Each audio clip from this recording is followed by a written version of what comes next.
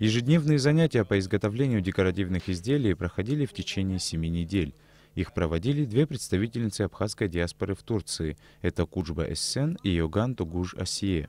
В них принимали участие студенты и преподаватели отделения искусств Абхазского государственного университета. По завершении занятий состоялась выставка изделий, выполненных из меди, при изготовлении которых были использованы традиционные мотивы и орнаменты из исторически сохранившейся методики абхазо-адыгского традиционного ювелирного искусства. По словам участников выставки, в процессе занятий они осваивали базовые навыки изготовления украшений, к чему, несомненно, проявляли большой интерес. Ходя на эти курсы, я поняла, что это дело мне очень сильно нравится. И вообще я люблю заниматься ручными изделиями. Нам преподавали замечательные учителя с Турции. Это Эссен, которая нам на абхазском объясняла все подробно, все мелочи.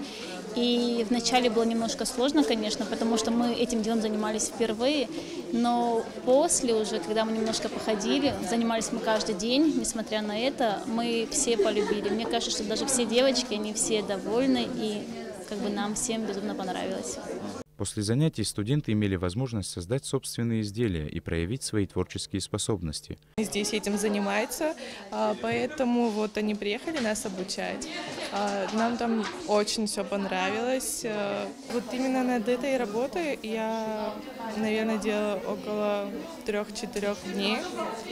Вот. И самое трудное — это вот эта основа, вот цепочка.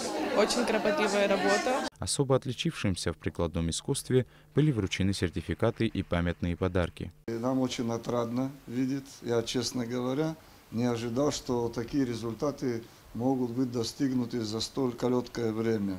С участием, конечно, наших студентов.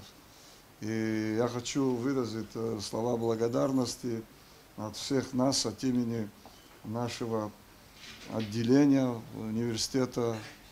Мы надеемся, что мы, конечно, сотрудничая с вами, развивать это ремесло и дальше тоже. Я имею в виду, связанное с учебным заведением Абхазского государственного университета.